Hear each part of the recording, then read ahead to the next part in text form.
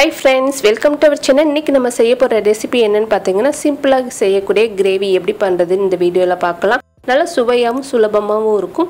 Variety rice, சாதம், சப்பாத்தி, பூரி, தோசை எல்லாத்துக்குமே இது நல்ல ஒரு காம்பினேஷனா இருக்கும். இப்போ இதுக்கு ஒரு மசாலா ரெடி பண்ண போறோம். கடாய் ஹீட் பண்ணிட்டு 1 டேபிள்ஸ்பூன் கடலெண்ணெய் சேர்த்திருக்கேன். இது கூட ஒரு 4 பல் பூண்டு பெரிய சைஸா எடுத்துட்டு அதை இந்த மாதிரி ரெண்டா கட் பண்ணிட்டு சேர்த்திருக்கேன். 1 டேபிள்ஸ்பூன் அளவுக்கு முழு மல்லி, 1 டீஸ்பூன் வெள்ளை எள், 1 டீஸ்பூன் கசகசா இது ரெண்டையும் சேர்த்துக்கலாம். இப்போ சேர்த்ததுக்கு அப்புறமா ஒரு சின்ன துண்டு பட்டை, 2 பீஸ் கிராம்பு, 1/4 டீஸ்பூன் ஜீரகம் இது மூணையும் சேர்த்துட்டு ஒரு 2லேருந்து 3 நிமிஷம் நல்லா ஃப்ரை பண்ணிக்கலாம்.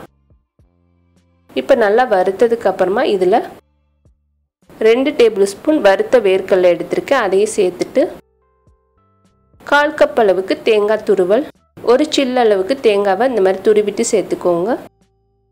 சேர்த்துட்டு நல்லா வதக்கிடலாம். இப்போ வதங்கினதுக்கு அப்புறமா இதில் ஒரு கைப்பிடி அளவுக்கு கொத்தமல்லியை பொடியாக கட் பண்ணிவிட்டு சேர்த்துருக்கேன். சேர்த்துட்டு நல்லா மிக்ஸ் பண்ணிவிட்டு இதை இறக்கி ஆற வச்சிடலாம். ஆறுனதுக்கப்புறமா மிக்ஸி ஜாரில் சேர்த்துட்டு இதில் கொஞ்சமாக தண்ணி ஊற்றி நல்லா நைஸாக அரைச்சி எடுத்துக்கோங்க. நம்ம இதை மசாலாவோட வதக்க போகிறோம், அதனால் கொஞ்சமாக மட்டும் தண்ணி ஊற்றி நல்லா நைஸாக அரைச்சி எடுத்துடலாம். இப்போ எல்லாமே சேர்த்தாச்சு. இதில் கொஞ்சம் தண்ணி ஊற்றி நல்லா நைஸாக அரைச்சி எடுத்துகிட்டு காட்டுறேன். இப்போ பார்த்தீங்கன்னா இந்த மாதிரி நல்லா கெட்டியாக நைஸாக அரைச்சி எடுத்துருக்கேன். அடுத்து கடாயில் ஒரு 4லேருந்து 5 டேபிள் ஸ்பூன் கடலெண்ணெய் சேர்த்துருக்கேன். இது கூட 1/4 கிலோ கத்திரிக்காய் இந்த மாதிரி ரவுண்டு ஷேப்பில் கட் பண்ணிவிட்டு சேர்த்துக்கோங்க.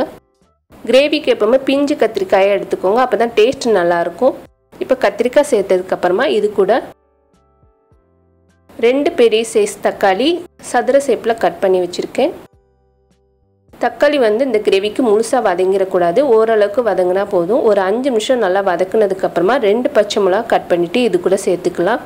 சேர்த்துட்டு லைட்டாக வதக்கிட்டு வெறும் கத்திரிக்காய், தக்காளி, பச்சை மிளகா மட்டும் தனியாக எடுத்து வச்சுட்டு அதே எண்ணெயில் 1 டீஸ்பூன் சோம்பு, 1 டீஸ்பூன் கடுகு இது ரெண்டையும் சேர்த்துட்டு நல்லா பொரிய விட்டுடலாம். இப்போ நல்லா பொரிஞ்சதுக்கப்புறமா இதில் ஒரு கொத்து கருவேப்பிலை, ஒரு பெரிய வெங்காயம் நல்லா பொடிசாக கட் பண்ணிவிட்டு சேர்த்துருக்கேன். சேர்த்துட்டு வெங்காயம் நல்லா கோல்டன் கலர் வர வரைக்கும் வதக்கிடலாம். இப்போ நல்லா வதங்கினதுக்கப்புறமா இதில் ஒரு பிஞ்ச் அளவுக்கு மஞ்சத்தூள், 1 டேபிள் ஸ்பூன் தனி மிளகாத்தூள் சேர்த்துட்டு நல்லா மிக்ஸ் பண்ணிடலாம். இப்போ நல்லா ஆயிலில் வதங்கினதுக்கப்புறமா அரைச்சி வச்சிருந்த விழுது எல்லாத்தையும் சேர்த்துடலாம். இப்போ எல்லாமே சேர்த்துட்டு நல்லா மிக்ஸ் பண்ணிடுங்க. நல்லா அந்த மசாலாவோட நல்லா கலந்ததுக்கப்புறமா இதில் கொஞ்சமாக உப்பு சேர்த்துக்கலாம்.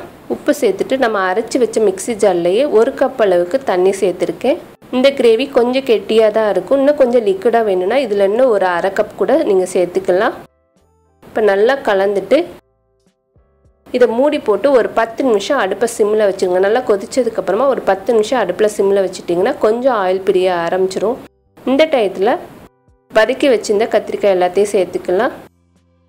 இப்போ நல்லா கெட்டியாயிடுச்சு. நம்ம வதக்கி வச்சுருந்த கத்திரிக்காய், தக்காளி, பச்சை மிளகாய் எல்லாத்தையும் சேர்த்துட்டு நல்லா மிக்ஸ் பண்ணிட போகிறோம். இப்போ சேர்த்ததுக்கப்புறமா இன்னும் கொஞ்சம் உப்பு சேர்த்துக்கலாம். நம்ம ஏற்கனவே கொஞ்சமாக உப்பு சேர்த்துருந்தா இன்னும் கொஞ்சம் உப்பு சேர்த்துருக்கேன். சேர்த்துட்டு நல்லா மிக்ஸ் பண்ணிவிட்டு இதை மூடி போட்டு வச்சுருங்க. கிரேவிக்கு தக்காளியும் வதங்கிடக்கூடாது, அதே போல் கத்திரிக்காய் குழையாமல் நல்லா அடுப்பை சிம்லேயே வச்சு ஒரு 5 நிமிஷம் கொதிக்க விட்டால் போதும், சூப்பராக வெந்துடும். இப்போ பார்த்திங்கன்னா டேஸ்டியான கத்திரிக்காய் தக்காளி கிரேவி ரெடி ஆயிடுச்சு.